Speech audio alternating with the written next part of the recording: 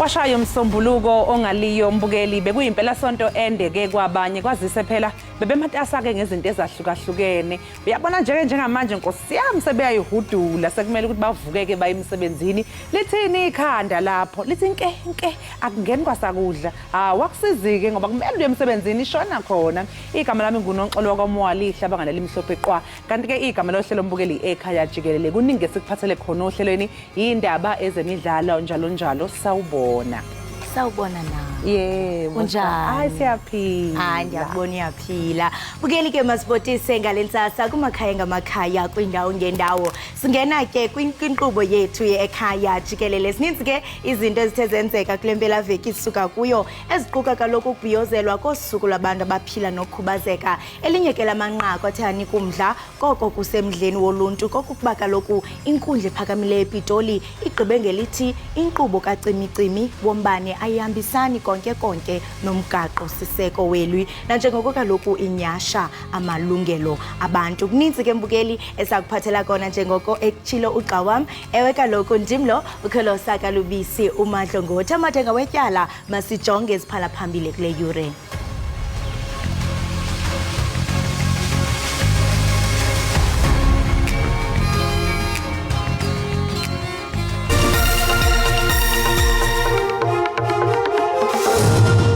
.443 children under the age of 8 that were in those buses without any parent or any guardian. Kuneyingane engaphezulu kwamakhulu amane ezihlengwe yiphathimandla zomthetho emngceleni iBait Bridge kukholakala ukuthi ke lezi ingane beshushumbiswa zilethwa kulelizwe. The exam has certainly proceeded without any major disruptions nor serious acts of dishonesty that may have compromised the integrity and credibility of the examination as a whole. Inqonyiwe indlela iimviwo zematriki ezibhalwe ngayo kule nyaka.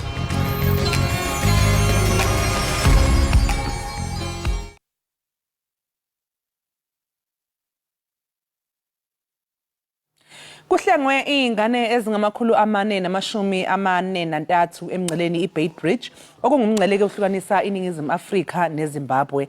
Lesi sigameko senzeke izolo ebusuku lezi ingane okukholakala ukuthi ziyashushumbiswa bezise emabhasini amabili abelibangise kuleli. Umkhankaso ubuholwa umnyango wamaphoyisa ubambisene nowezasekhaya kanjalo neziphathimandla ezilawula ukusebenza kwemingcele. Kubikwa ukuthi izingane bezihamba ngazodwana kanti zibe sezibuyiselwa eZimbabwe. Ukhomishana wokuphathwa kwemingcele ukholwa ukuthi bezishushumbiswa.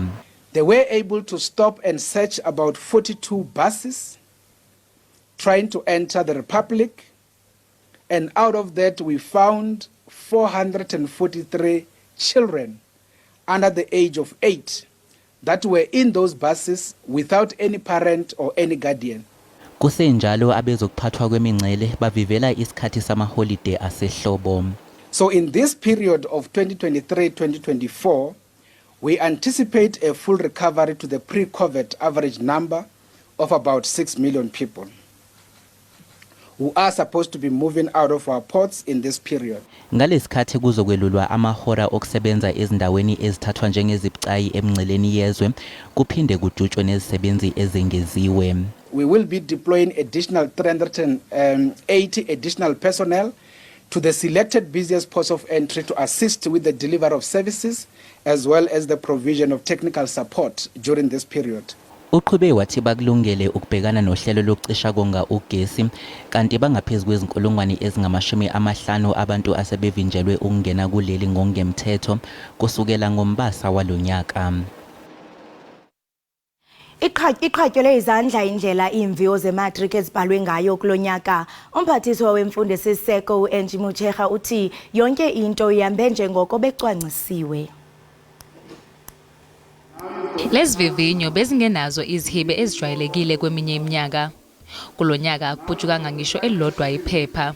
Impikisho ehlanganisa ukucekelwa phansi kwezikole nayo igwemekile. Uhlelo lokucisha konga ugesi nalo alizange libaphazamisa abafundi kulandela isivumelwano esenziwe yiEskom nomnyango wokuvikela izikole ngensuku la kubhalwa khona izifundo ezidinga ezobuchwepheshe.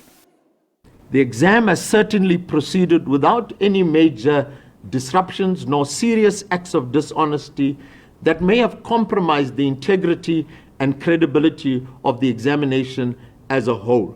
Kusenjalo ungqongqoshe wemfundo eyisisekelo uzwakalise ukukhathazeka ngamavidiyo asabalalayo abafundi bakamatikiletsheni bephuza amanzi amponjwana emcimbini yokuqeda izivivinyo. Clear that as much as the time it really is the time for celebrating, hundreds of our children are overindulging in alcohol, binge drinking, and even finding themselves with the law. But you must understand that adulthood comes with lifelong responsibilities. Ukuma kwakuzoqala izikhungweni ezehlukene ezweni lonke kuleli sonto elizayo. Bangaphezulu kwezinkulungwane ezingamakhulu ayisi-7 abafundi ababhalile ezikhungweni ezingaphezulu kwamakhulu ayisi-6 ezweni lonke. Ilungu lesigungu esiphezulu se-ANC uDavid Makhura ligxeke i-DA ngokuthi ifuna ukusebenzisa usihlalo we-First Rand osephuma esikhundleni uRoger Jardine ngenxa yebala lakhe kanye nomlando wakhe wezomzabalazo. Kunembiko ethi umholi we-DA uJohn Steenhuisen kanye noHelen Zille babe nomhlangano ngasese noRoger eKapa ngenhloso yokumnxenxa ukuthi kube uyena ozohola umbimbi lwamaqembu anesivumelwano sokubambisana ukuketula i-ANC emandleni okuphatha. The multi-party charter is not going to go anywhere. They are not going to succeed. They can keep trying to find one black face after another. uMakhura uthi i-DA izama ukuzakhela ugazi kubavoti njengoba ifuna ukufolosa ngoRoger Jardine esebenzisa isinsundu sakhe kwezomzabalazo.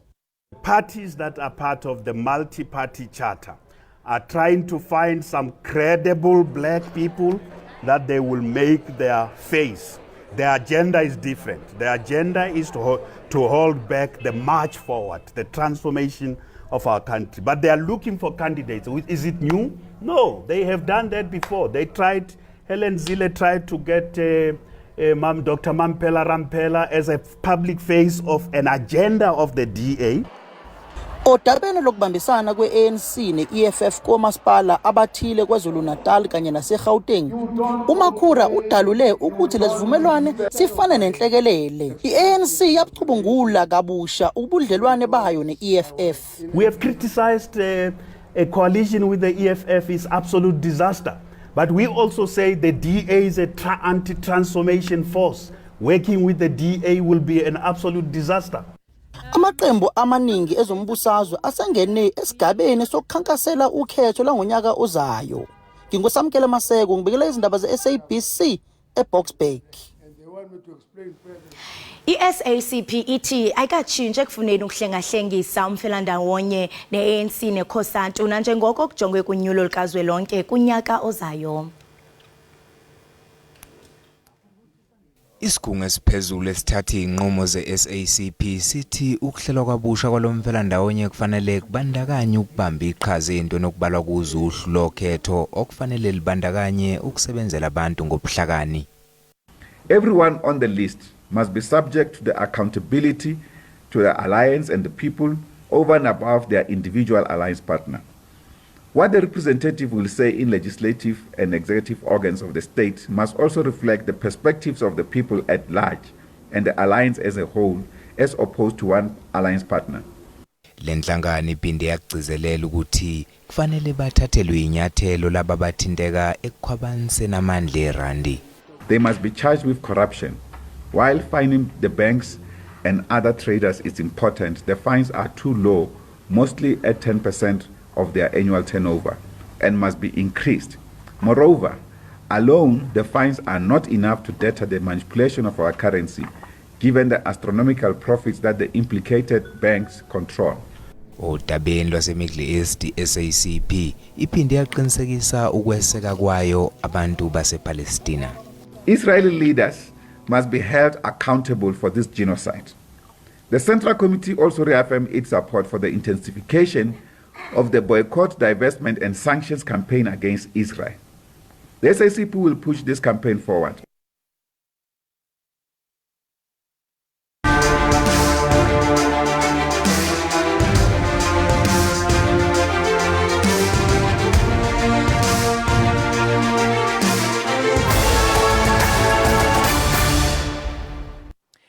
Umengameli waseFrance Emmanuel Macron uthi amazwe asethuthukile ayimisela ukweseka asathuthuka ngezinsiza ezolungisa ingqinamba zomthelela uguquguquka kwesimo sezulu. uMacron uthi iNingizimu Afrika iyisibonelo samazwe asetholela ulusizo. Namhlanje kugxilwe kakhulu kwezempilo nokuthula. Izinsiza ziyadingeka ukulwisana nokuguquguquka kwesimo sezulu kanti France isizimisele ukulekelela.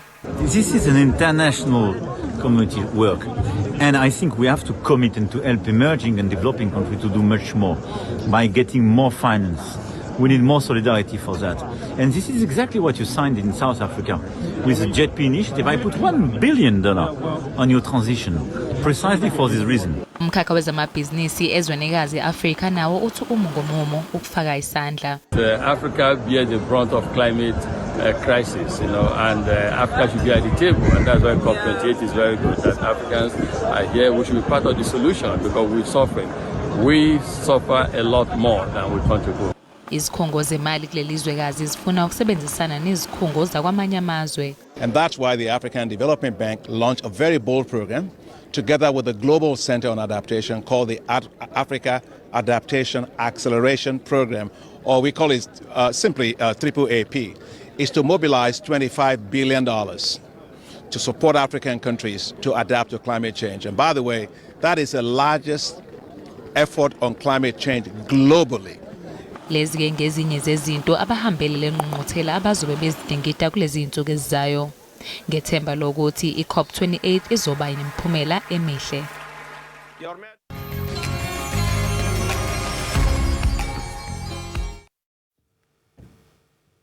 Enkosi kakhulu mbukeli ngokuba uhlale nathi usasibukele apha ekhaya Jikelele. Uyakuqonda ukhumbule kaloku mbukeli into yokubana si ekhaya Jikelele asonganga zandla koko siqushalaza uqiniseka into yokubana sikuphakela konke okuqhubekayo apha ekhaya naphesheya kwamalwandle. Kanti ke mbukeli uyakuqonda ukhumbule into yokubana inkundla ephakamileyo yasePitoli igqibe kwelokuba inkqubo kacimicimi wombane ayihambisani nomgaqo siseko ngelithi ke ihlutha uluntu amalungelo athile abalulekileyo. Esisigqibo ke sibonisa ukuba nangona kungekho lungelo lokubonelela ngombane kodwa ke ukucinywa kwawo kubeka emngciphekweni amalungelo aquka ukhuseleko kunye nempilo epapashwe kwi-Bill of Rights. Ukufumana ulwazi ke mbukeli olthevetshe ngesisigqibo ngoku ke sizawuqhagamshelana nengcali yezomthetho umnumzana Mpumelelo Zikalala weZikalala Attorneys. Mnumzana uZikalala masikubulise sikwamkele enkqubeni sibambe ngazo zozibini ngokuba wenza ixesha kunye nathi. Angikubingelele bese ngibingelele kakhulu abela bahle emakhaya. Enkosi kakhulu. Mnumzana uZikalala masiqale ke sicacise ukuba kwenzeka kanjani ukuba inkundla ithi i-load shedding ayihambisani nomgaqo siseko kwaye luthini uluvo lwakho ngalomba? Inkantolo ibibuka la ithi cha senomthetho sisekelo eNingizimu Afrika osinikeza amalungelo ekumele ukuthi akabe khona abalekile nje ilungelo lokuthi sikwazi ukuthola impilo engcono noma sithi i-right to healthcare. Siphinde futhi sebe nelungelo ukuthi asikwazi ukuthi sivikelwe nelungelo lokuthi asikwazi ukuthi sifunde noma kungabe khona umuntu ozosala ngaphandle kuthiwa akakwazi ukuthi afunde ngoba nake izinsiza zingekho. Ngiqiniseleke inkantolo noma ithi siyazi ukuthi akukho la kubhalwe khona ukuthi siyakuthembisa ukuthi ugesi siyokunika ngaso sonke isikhathi kodwa khona izinto eyidinga ugesi ukuthi azibe khona ukuze sikwazi ukuthi isebenze kahle. Efana nazo nje ukuthi moya esibhedlela kufanele kube khona kuzoxhunywa khona ugesi ukuze umuntu akwazi ukuthola i-oxygen. Bakungeke kuchaza ukuthi lelo lungu leseliphukile. So inkantolo ibiyiqala lapho ke bese ithi ngibone ngathi mina yonke lento eyenzeka la noma ngale ndlela eyiyona akuhambi kahle ngoba uhulumeni unikeza umsebenzi ukuthi hambe uyosicabangela usenzele kahle wenze into ekuthiwa ama-contingency plans noma uwenza amacebo azokwenza ukuthi ugesi awuhlezi ukhona. Sesihlaleke manje iminyaka ewu9 usinayo load shedding mhlawumbe singenela kweleshumi manje weshumi manje unyaka akukho okunyakazayo. Sengathi sesiyakucela ke manje noma siyakutshena ukuthi hambe uyofika namaplan usikhombise ukuthi amacebo akho ukuthi load shedding ukwazi ukuthi uyiqede uzokwenza kanjani lokho. Umsebenzi wakho kwena minister nabo bonke abanye abantu enisebenzisana nabo ukuthi wozana lamacebo then mase siwabonile sobona ukuthi by the time kushaya inyanga kaJanuwari nzobe seniqalile nawenza umsebenzi siyibone load shedding ikwazi ukuthi incede. Asikhumbule abasho ukuthi abayiqede kodwa bathi sinikezeni uplan yenu ukuthi i-alternative energy noma mhlambe ikuphi la nizokwazi ukukhona ukuthi nithole ugesi wesikhashana esikhathini salungisa inkinga le nibhekene nayo. Kungaba ama-generator, kungaba ama-light azoba khona, kungaba iyo-negotiate ukuthi ischedule lesi se-load shedding iyiphi indlela esizohamba ngayo ukuze abantu abakulapha ezansi bangatholi ukuphazamiseka kakhulu. Kuyabonakala into yokubana esi sigqibo sithi urhulumente makakhangela indlela yokuqinisekisa ukuba indawo ezifana nezikolo namaziko ezempilo azawucunyelwa umbane ukususela ngoJanuwari ka-2024 njengoko usitsho into yokubana funeke by January 2024 kuba sekulungile. Ingaba lo mbono ubona usenzeka kwaye mhlawumbe ingaba angafaka uxinzelelo okanye ingcindezi kwisebe lika-Eskom ukuba mhlawumbe ayilungise le ngxaki? Angikholwa ukuthi Eskom uzohluka kakhulu kuyiplan aseke nalo. Ngiyacabanga ukuthi baneplan yabo abayishoyo ukuthi cha ngokwamandla ethu singakwazi ukuthi sikwenze nake sizokwazi ukuthi sifike nabo. Sikhumbule bona ukuthi nabo banayo inkinga yezemali. Bese kuzobe inkinga yokuthi angeke sakwazi ukuthi siyakhe indle noma isiphehle mandla ngosuku olulodwa bese siyakwazi ukuprovide ugesi eNingizimu Afrika. Siya-understanda lokho kodwa kushoyo inkantolo ukuthi ngikhombisa ukuthi i-alternative energy soyithatha kuphi la. Ngifuna ukunikeza plan yakho ukuthi uzokwenza kanjani lokho. Inkantolo ayifuni into enkulu kwavele fanele ngabe kade kwaqala ukuthi abantu baseNingizimu Afrika bawuthola ugesi ongaphazamiseki. Ibe khona into esibiza ukuthi ama-contingency plans. Asikhumbule from uhulumeni kazwelonke wesifundazwe even nowasekhaya kunabantu abakhona basuke bebiza ngokuthi ngama-accounting officers nabantu okusuke ukuthi makuthiwa kuhambe kahle siyebancoma sibatuse makuhambe kahle kabi ibona futhi sibheka kubona njengoba senza manje ukuthi madoda nithule nithini nibone izinto ezingahambi kahle liphi iplan eninayo eseduze ezokwazi ukuthi isinikeze into esiyifunayo.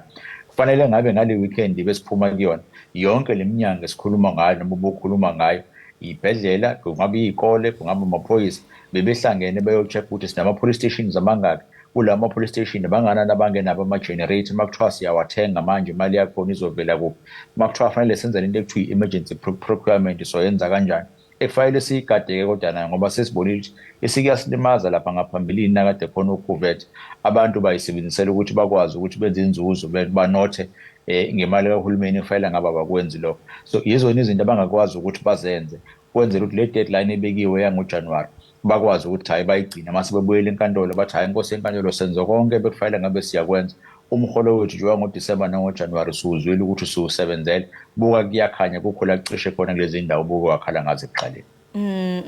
Mnumzane uZikelele kwesi sigqibo kukho apho inkundla ibalula khona ukuba ukusukela ngonyaka ka-1990 uEskom waxelelwa ngengxaki ezikhoyo kodwa wasonga izandla. Ingaba mhlambe oku kuye kwaba nefuthe kwesi sigqibo senkundla? Kakhulu asikhumbule ukuthi inkundla ithi mina ngifuna ukuthi umuntu ofanele ngabe wenza umsebenzi wakhe awenze. Angifuni umuntu ozothathwa abeke esikhundleni abesehamba yolala. In this case unabantu akade bekhona ka-Eskom noma sithathe kanje in the past 9 years akakazi u-Eskom angabi nawo CEO noma acting CEO. Ayikazi ministry la u-Eskom kade uphile ngakhona ingabi nawo umuntu owuminister u-deputy minister. Umbuzo uthi bahleli benzani sonke lesi sikhathi ngesikhathi besalindile ukuthi izinto zabo zihambe ngohlelo.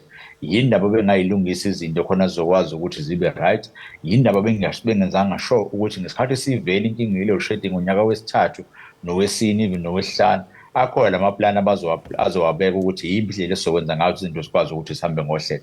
Ibona basifake kule nkinga sikuyona inkantolo kade ibuza umbuzo right ukuthi abantu ekufanele ngabe kade bekhona benza umsebenzi bebenzani. If kuwukuthi abawenzanga umsebenzi nina-ke senikhona njengamanje ake nisinike amaplan azokwenza sure ukuthi zonke izinto ziyakwazi ukuthi zenzeke. Angikholwa ukuthi izobahlula lena.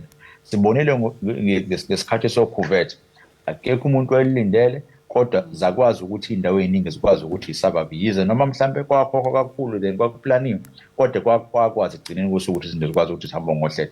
Into edingakala nje ngelo shedding ukuthi abantu benza umsebenzi wabo baplana ngendlela efanele ngabaplana ngayo izinto bese zihamba ngohlelo. Kule nto ethethayo ndiyacinga into yobana umbuzo omkhulu kukuba aba banikezwe igunya lokuba bakhokele ingaba umsebenzi wabo uthini kanye lento singazubona inkqubela. Ingaba oku kuthetha ukuthini kumasebe abandakanyekayo kuba kuwo lo mba isebe likamphathiswa uGode Mantashe Xebeli yabandakanyeka uPrevin Godana kanjalo kunye nogqirha Ramaghupa. Ingaba oku kuthetha ukuthini? Kutheni nje kubonakala ngathi abazubanawo amazinyo okuluma? Into ekhona ukuthi fanele siqale sivume ukuthi bonke leminyango yobalayo isebenzanga. mhlawumbe umuntu esingakwazi ukuthi simxolele osanda kungena manje uminister we-electricity kodwa laba ababili osanda kubabala sebehlala esikhundleni isikhathi eside ayikho into eshintshile. In fact kube worse. Umbuzo bese uthi kushuthi amapha amacebo akade beza nawo ukuze bakwazi ukuthi basibeke endaweni ethanda ukuthi bengcono iningizimu Afrika bahlulekile lapho. So uma behlulekile umbuzo bese uthi iyiphi indlela esizokwenza ngayo ukuthi izinto zikwazi ukuthi ishintshe. Nakhona futhi abekho amacebo abasinikeza wona khona sokwazi ukubona ukuthi bakushintsha noma ithemba lokuthi sifike la khona uthi uyavuka ekuseni uthi load shedding ayikho uyofika nini lapho. So sekuyisikhathi-ke manje sokuthi even after inkantolo uma isiphumile abanikeza leli thuba ukuthi bahambe baphinde emuva kwi-drawing board basibuyisele into engathi i-concrete noma into ezwakalayo. Sekudlulile manje sekutheni bagade umqashi wabo noma umphathi wabo okuwumongameli walelizwe. Inkantolo isiyingenelile ukuthi cha ake nizenze u-account nakuthina khona uma ngabe khona ungahambi kahle siyamthatha simusa phakathi ejele for lethu i-contempt of court noma siyamhlawulisa noma sikhiphe i-order ukuthi hayi president awukuyibukisisa ukusebenza kwalo muntu ukuthi kungabe usasebenza ngendlela ekuyiyona yini. Izona zonke izinto lezi inkantolo kade emphasize kuzona ukuthi siyabona ukuthi engathi masiniyekelela nodwa sinithi nizokwazi ukuyisolva nodwa inkinga le-load shedding ngeke sikwazi ukufika la sifuna ukufika khona. Sesithathile-ke manje siqomo-ke nake sikwenzayo izinto zihambe ngohlelo. Iyaxhalabisa kakhulu inani elilakhutshwa ngu-SA Reserved Bank ekutsheni balonyaka isitsho into yokubana angalinganisa ifuthe layo le-load shedding ne-900 million per day. Siyaqonda into yobana zininzi iintsapho ezithe zabandakanyeka okanye ezaluva unxunguphalo nesankxwe sayo ucimicimi i-load shedding. Ingaba oku kunika igunya aba balahlekelweyo ngenxa ye-load shedding kuquka kaloku oosomashishini abalahlekelwa zibhizinesi zabo kwanyanzeleka into yokubana zivalwe mba. Kukho neentsapho ezithe zabakanti ziyasweleka ezibhedlele ngenxa yokuba kunalo cimicimi. Ingaba mhlawumbe oku singabona mhlawumbe befumana imbuyekezo kurhulumente? Kungenzeka likhona ithuba lokuthi lokho akwenzeke kodwa kufanele sidlule ey'ntweni ey'mbili. Eyokuqala ile yokuthi either umuntu uzoziyela yedwa noma kuhanjwa ngesibizo ukuthi class action. Mekhanjwa nge-class action kufanele ngiqale ngiyocela imvume enkantolo ukuthi cha nkantolo sicela ukuthi leli cala malingena labantu bangene bewumbimbi noma beyi-group khona bezokwazi ukuthi ba-prosecute kahle noma balifake kahle icala lapho. Kodwa kwesibili sokubaluleke kakhulu sekutheni mase kuthiwa senelifakile icala lenu naluwina kungabe u-Eskom uzoba nayo imali ukuthi ukwazi ukuthi nikhokhele because ukuwina kwenu icala akuchazi ukuthi automatically nemali izobe siyangena ngakusasa. U-Eskom sengabuya besethi sakhala ngemali kusukela ngesikhathi sisakha ama-power station noma iy'phehla emanzi namanje leyo mali asikakaze siyithole futhi manithi niyayifuna fanele understand ukuthi kahle kahle nifuna imali kahulumeni anifune yethu. So yebo intunja noma ithubo lokuthi umuntu bakwazi ukuthi baye enkantolo babophe uhulumeni likhona kodwa kuzoba nzima ukuthi ukwazi ukuthi ukhokheleke ngokuhamba kwesikhathi ngenxa yalezi iy'ngqinamba esibhekane nazo. Yikho futhi nenkantolo ngibona ukuthi ungathi ngenelela kakhulu la ithi khona ngoba ngenikwazi ukuthi abantu babuyisele endaweni ekade bekuyona ile ushede engakenzeki. Ake sibone ukuthi sinipressa kanjani la ukuze nikwazi ukuthi niyisolve le nkinga once and for all. Singayitholi siba nenkinga efanayo ile usheding sibe sinabantu abasey'khundleni esibabekele ukuthi abagade ukuthi makwenzeka ama-mistakes noma kwenzeka imishopho efana njengale bese beyangenelela bona bakwazi ukuthi ba-provide i-service esisuke siyidinga. Inkantolo ibibalula lokho kakhulu. Mnumzane uZikelele ungathi mhlambe angakanani amathuba okuba urhulumente aphumelele ekuceleni umngeni esisigqibo? Ukucela umngeni yebo ngakwazi ukwenza ngoba uku-aphila kusuke umnyango sokuvuliwe ngoba sokuzobe usuthi in this case ngicela inkantolo Supreme Court of Appeals lapha eBloemfontein ibone ukuthi ngafika yini kwisigqibo esihlukile. Kodwa kubalekile ukuthi angikholwa bazokwazi ukuphunyula ngendlela leli cala lilona noma sitambe singathi kula ma-merits ababhekane nabo. Abakwazi ukubalekela ukuthi umsebenzi wabo ukuthi kube khona ugesi, abakwazi ukubalekela ukuthi ugesi awukho njengamanje, abakwazi ukubalekela ukuthi awekho amaplani abawalethe ngaphambi kwenkantolo ukukhombisa ukuthi ugesi uzokwenzeka kanjani. Zonke lezo izinto ekufanele ngabe bayazenza ezingenzakalanga esilindele ukuthola ukuthi njengoba zingenzakalanga nje iyiphi indlela abazokwenza ngayo ukuthi kube covered singayitholi sinenkinga ngokuhamba kwesikhathi. So noma ngabe kuthiwa bangakwazi ukuthi bayifake i-appeal angikholwa ukuthi i-appeal izobasiza. Sikhumbule by the way sifika la sikhona njengamanje already uMinister Pravin Gordhan ubesefake yakhe kuyiyona le nkantolo kade ichithi ithi hayi kahle ngqongqoshe siyabona ukuthi ngathi la uza ngendlela engekho right thina sisakhuluma into eyodwa ukuthi abantu baseNingizimu Afrika fanele bakwazi ukuthi bathole ugesi. Mnumzane uZikelele masibambe ngazibini ngexesha lakho siyathemba into yokubana uzoba nosuku oluhle. Enkosi kakhulu ngokuvundlisa isizwe. Ngiyabonga kakhulu libe nosuku oluhle. Enkosi kakhulu. Right, imbukeli we-Ekhaya Jikelele lowo ke ebesithetha naye ibinguye umnumzana Mpumelelo Zikalala weZikalala Attorneys ebesichazela banzi malunga nesigqibo senkundla ephakamileyo ehleli ePitoli egqibe ukuba ukucinywa kombane akuhambisani nomgaqo siseko kweli. Ingaba wena mbukeli apho ekhaya luthini uluvo lwakho? Masithi qhwe evenkileni qiniseka uqhushi usabukele iEkhaya Jikelele.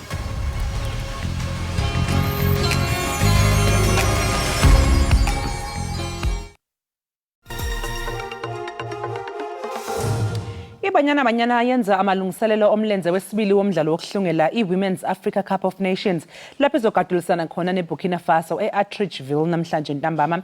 Emlenze nokuqala lamaqembu abambana ngegoli ngapha nangapha eCote d'Ivoire ngolesine.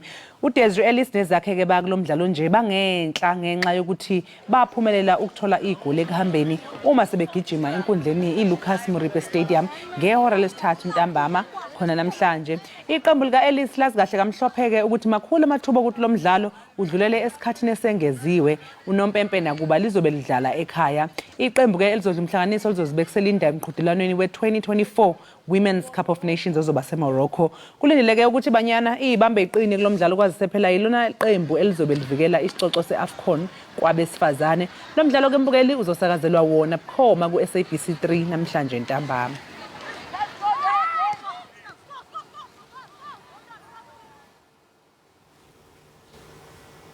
Kanti ke iqela loMzantsi Afrika lamadoda lehockey lizibhokoxa lilungiselela imidlalo yeOlimpiki eFrance kunyaka ozayo. Eliqela kutshanje liye lazibeka ke okanye liye lazibekela indawo kwimidlalo yeOlimpiki zika-2024 ngokubetha ke iEgypt ngamaqaku 2 eqandeni. Nantsi ingxelo epheleleyo. uCheslin G ngumqeqeshi wehockey onamava kwaye uzenzile igama kulomdlalo. Sithetha nje uza kuqeqesha iqela loMzantsi Afrika kwiOlimpiki kunyaka ozayo. uMzantsi Afrika ukwindawo ye-14 kwihlabathi. Abadlali abaninzi boMzantsi Afrika badlala phesheya kolwandle. To qualify for the Olympics obviously is a massive honor. It was a hard-fought victory against Egypt.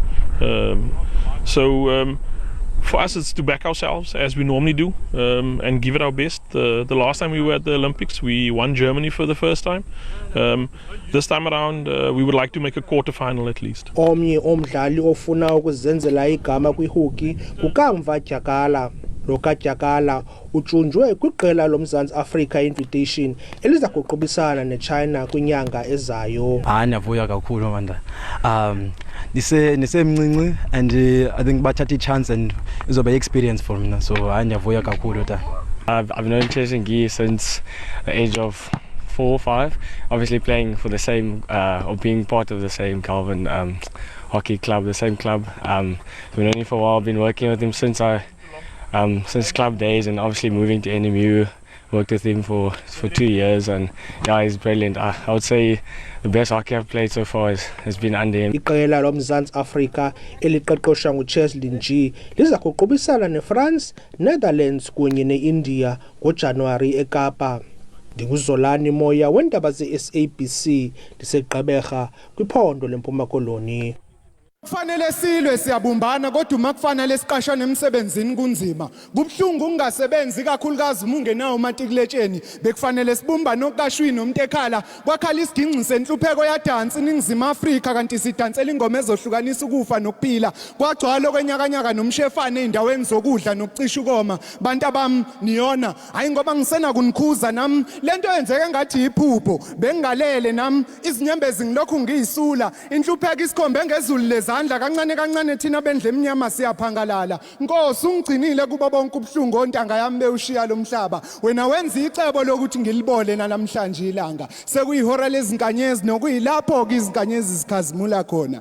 Lo bhlungu okuthiwa impilo bungishaya mina abantu bebhekile ngoba ngizwa amazwi abantu abelokhu bekhuluma lapha ekhanda lami. Omunye umele ingxenye yokulunga kanti omunye uphikisana nami uthi angiphambane nakho ukulunga. Lolu size ngilithwele lagcine selungiphoqa ukuthi ngize ngithwale ngezinto ebengingafanele ngifanele neze ngithwale ngazo sengifana nombulalo bezama ukuzidabula kule nkinga bekuyona lapho wangibulalela khona nhlupheko sekusela amaconse egazi wona nje azoshiya ufakazi bokuthi ngike ngaphila kamhlaba ngakhokha ngomphefumulo wami nangezithukuthuku zami nje ngiphila kamhlaba sengikhathele ukulinda isitimela esingabuyi kuloku kuthiwa indoda ikhala indoda ifela ngaphakathi ungami nesandla sendoda empilweni yami lokho kwangenza ngaphuthwa ezinye zezifundiso zempilo kuloku kuthiwa indoda ikhali indoda ifela ngaphakathi sengize ngaphelela na umoya ukulokhu ngicwila kulezi inyembezi ngazo ngicwila ngazo ngigwiliza mhlawumbe isomlulo sokuthulisa lo muntu ongaphakathi kumini intambo nomfokashaye uPatrick wazikhunga ngentambo emveni kokubathulisa amanye amadoda ebefa ngaphakathi baqinisile abadala uma bethi indle egagi yanetha ngoba bengathi ungathula ngempela yezwa moya wami uyekela ukutshela abantu ukuthi uyaphila ube uzazi kahle ukuthi uyafa ngaphakathi ngiyazi usuyanqena nokuthandaza wenqena ukuthi mhlawumbe uyokhuluma nomuntu okuzwayo ebengakuphenduli ngoba uma ubikela abantu udaba lakho indaba yakho bayithamunda ngawe emateksini ezitimeleni ngisho nakhona emabandleni webaba kanti wafelani wena kanti ubungafelanga izono zethu ezizenza kamhlaba kanti ubungathanga uzosiphatha kahle njengosana ngiyinkonko nje ngashiyo ubaba manje ngiseli nomama manje ngisibona isidingo sokuba indoda ngoba kuzothiwa ngingakhali ngifele ngaphakathi yemadoda akhulumani ngoba okuhlula amadoda kuyabikwa kwathula du kwakhala isiginci emsakazweni kanti umsindo wamabuthe ehostele bekade eqoshelana ngengezo badlene ekhaya lutho ilokho engingenakho okwami nje ukufana nenja ilokho ikhonkothe emaweni lapho khona engingezwa umuntu ngihamba ngilokhu ngiyikhuthaza ngamanga ngiyitshela ukuthi kuzolunga kusasa mhlambe isombululo sokuthulisa lo muntu ongaphakathi kumini intambo uRick umuzi endlovu waqoqa ukotini kanti akaboni ngisho sefaka intambo eyitshela ukuthi uthayi ethulingiseleli kuyofeza impumelelo yakhe waqoqa ukufa kwamfanela sengibone ngathi impumelelo ukufa ngoba iningi lo ntanga yethu ababephumelele basanda gqitshwa isemanzi inhlabathi emathuneni baqinisile abadala amaguga lelizayo kusala emathuneni ngalo 2 rand bengisacela ukunikela nginikelela abantu abasha ikakhulukazi abantwana besifazane ukuthi mabangachithi isikhathi sabo othandweni okungena abafela empumeleleni nokulazi iqiniso ukube ngangigqoka izigubo zikanokushe zathengwa ngemali ebizayo babezongithanda bonke labantu sekuyihora lezinkanyezi nokuyilapho izinkanyezi zikhazimula khona uzwide sonkondlo uma nkondlo izinkondlo uma sezibhala zona ziyankondloza ngiyabonga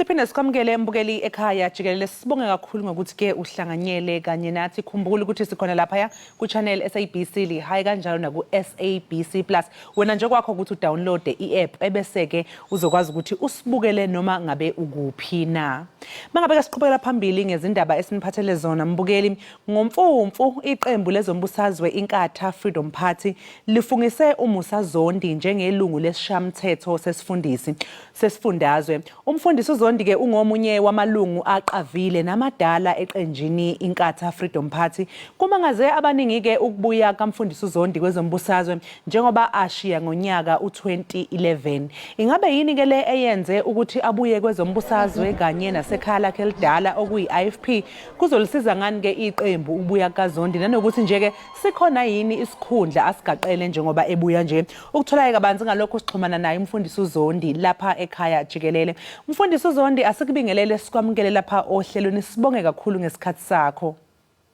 ngiyathokoza dadewethu ngibingelela abalaleli yebo umfundisi Zondi ake siqale nje ngokuthi mhlawumbe usitshele ukuthi yini eyenze ukuthi ubuye kwezombusazwe ngemva kokunyamalala iminyaka engaka ubuya kwami dadewethu akusukanga kimina kepha ngicelwe imikhakha eminingi yomphakathi ongesibonje abaholi beqembu bangibuye umkhakha wokuqala ngicelwe yibo abefundisi bamabandla abakhathazekile ngokuthi kwaZulu Natali kwaba nengxushunxushu ezashiya imiphefumulo eminingi ihambile ngesikhathi esedlule ngakho ke kusefele ukuba kulungiswe isimo sozinzo phakathi kweqembu lenkatha Freedom Party kanye neqembu le-African National Congress ngangisekhaleni ke le ingxoxo zokubuyisana ngakho ke kubaholi abaningi ababekhona cishe sengifele ngedwa owazi ukusuka nokuhlala ukuthi lezo ngxoxo zasukaphi zagcinaphi. Ngakho-ke ukuyiqhubela phambili kuyadinga kakhulu ukuba umuntu afake iqhaza lapho. Okwesibili, ukusiza ukubhekelela ukuba ifagugu noma lokho kuthiwa iligasi yomntwana waphinda ngene lingashabalali, ngoba kubaholi abakhona njengamanje nakhona sebeyingxisana kakhulu uma ngingasele ngedwa manje engingaphandle owazi iminyombo eminingi yezinto eziningi kusukela iqembu liqala kuze kube manje. Bese kuthi-ke okwesithathu-ke nokugcina abaholi-ke abangicelele khona kube yikho ukuba ngisize ukuba abaholi laba bakhona basebenze phela ngaphandle ukuthi-ke bakwebhane baxabane, okuyinto evamileyo-ke ey'nhlanganweni zezombusazwe. Yebo mfundisi, manje ngesikhathi-ke usathenya kwezombusazwe, ngabe zikhona yini izinto obuyiqaphela nje ocabanga ukuthi uma zingabe zingalungiswa iqembu lingaya phambili? Nakuba bengithenya kwezombusazwe kodwa bengingaqhelile ekuxhumaneni ikakhulukazi nomntwana waphindangene nabo abaholi, ngoba kokuningi bebefuna izeluleko ngokuningi okuthinta inhlangano nezombusazwe nezinye inhlangano, noma bengingasagijimi-ke ngaphakathi kwemizila eyaphambili. Kodwa njengamanje okusemqoka kakhulu yikho lokhu kokuba phela nje behambile umntwana kwaphinda ngene, bonke abaholi beqembu namalungu eqembu ayaqala nqa ukuphila esikhathini lapho umsunguli weqembu engasekho phakathi kwabo. Nanxa ebengasewumholi weqembu kodwa ube ngumeluleki omkhulu ekhuza nalapha ebona seliphaphalaza khona. Ngakho-ke lokho kakhulukazi engicabanga ukuthi bakhale ngakho kakhulu ukuthi abasenayo umuntu ozongena ey'cathulweni zakhe kulowo mkhakha kuphela wokuba ngumeluleki, base bethi kungcono ngisondele eduze ngikwazi ukubasiza ngiseduze. Yebo mfundisi, manje zithini-ke iy'nhlelo zakho njengoba nje usubuyile eqenjini nakho phela kuyiwa nasokhethweni-ke ngonyaka ozayo? Izinhlelo zisho phela khona ukuthi umuntu nakuba ebhizi ngoba phela ngincelisa amawele ngikuxhake kuningi, kodwa phela vele nangesikhathi esiphambilini ngisebambe iqhaza elikhulu neliphambili ebuholini beqembu. Ngangivese ngiwuxhakile nomsebenzi webandla ngoba ngithe ngithi ngiyanasey'khulwini zebandla ukuthi awu ake ningidedele phela nani ningiphumuze, bathi cha kwenzeka okubili. Nathi siyakudinga ngapha nangale siyakudinga, kodwa kuphela nje siyokubonelela ngoba phela isikhathi siyazi ukuthi sizobe singanele ngendlela ejwayelekile. Ngakho-ke kusho ukuthi-ke ngizobuyela kukho-ke ngidle ngalo lolo ludala olujwayelekileyo. Kuzoba yikho-ke phela ukusiza ukuba iqembu likhankase ngendlela okuyiyona. Njengoba-ke kuyiwa okhethweni, kuningi okwenzakalayo ikakhulukazi ngaphakathi kweqembu. Abaningi abantu abaleseka iqembu besabela ukuthi abaholi laba bakhona bangabe bese bephendukelana bodwa baqwebhane babukane ngesiqu zamehlo. Okwami ukusiza nje ukuba baqhubeke bahole iqembu kulezo ikhundla bakhethelwe kuzona, ikakhulukazi njengoba-ke phela kuzoyiwa okhethweni kuzoakhiwa amalist amasha nazo zonke lezo zinto. Angizele ukuba ngizogudluza abaholi abakhona, ngizosiza abaholi abakhona ukuba basebenze ngokuyikho bahole iqembu njengendlela leyo umsunguli wayo ayengathanda ukuba kwenziwe kanjalo. Yebo mfundisi, njengoba nawe-ke ubalula umsunguli weqembu umntwana wakwaphinda ngene uShengu Sokalisa, njengoba sazi ukuthi kwakuliphupho lakhe ukuzwa ukubona iqembu iANC kanye neIFP bebuyisana, njengoba nawe usho ukuthi ezinye zezizathu ozele zona ingoba wawusekhaleni lalezo ingxoxo zokuthi kubuyiswane. Ngokho ukubona ubona ukuthi yinto le noma yiphupho engagcina lifezekile lo mntwana leli ukuthi sibone iANC kanye neIFP ibuyisana? Ngiyakholwa kakhulu ukuthi kungenzeka lokho. Ngoba nabo abaholi bayo iANC siyaxoxisana nabo kusukela nje umntwana ehambile sike sakhuluma kakhulukazi lapha kwaZulu Natal nabahlonishwa umhlonishwa uDokotela uZweli Mkhize, umhlonishwa umongameli uZuma, ukuthi asingayidedeli lento ukuba ihlehlele emuva siyise phambili, ngoba ibona abaholike labo ikakhulukazi esasise ingxoxweni nabo ikakhulukazi uba kwenziwe kuba amaqembu amabili adale ukubuyisana. Kanti ke nabaholi ke bayo iANC abakuzwelonke njengaye usekela mongameli uDeputy President uPaul Mashatile wafika ekushoneni komntwana wakhucizelela lokho ukuthi ubecela ukuba kungathi ngoba umntwana usehambile bese kuthi ingxoxo zokubuyisana bese izihamba kanye nomntwana. Yebo mfundisi, sibonga kakhulu ke baba ngesikhathi sakho lapha ekhaya Jikelele. Sikufisele nje konke okukhanyayo emsebenzini wakho lo subuyele kuwo. Sikufisele nje futhi nosuku oluhle. Ngithokoza kakhulu. Siyabonga. Mbukeli lowo bekumfundisi uMusa Zonde besixoxisana naye ke mayelana nokubuyela kwakhe eqenjini ke iIFP emva kwesikhathi esathatheke ikhefu kwezombusazwe. Njengamanje ke mbukeli sesigoqa lapho ke ezaleli ihora sesingena ke ehoreni lethu elisha. Kanti ke mangabe singena ehoreni lethu elisha mbukeli singena ngehamba phambili.